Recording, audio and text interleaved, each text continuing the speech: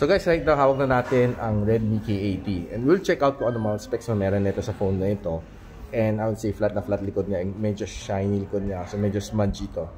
Pakita sa inyo presyo. So this is going to be the price ni Redmi K80. Marami siyang variant na, tatlong variant.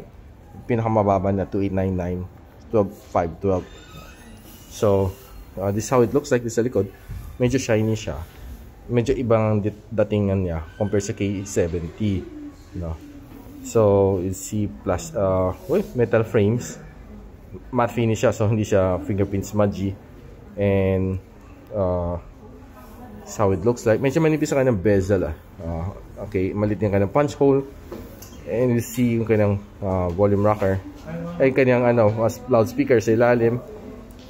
Probably the other one nandito nakatago sa speaker grills. I like the way yung kanyang pagka-finish sa gilid, though hindi ko lang, I'm not a fan doon sa camera bump. No, this is how it looks like. Check lang natin kanyang camera. Stick up, snap. Looks decent naman ang kanyang camera, no? So yeah, we'll probably be reviewing this pretty soon, ang Redmi K80. So yeah, that's it. Stay tuned for more. Follow me sa aking YouTube channel and sa aking TikTok page. I'll see you around.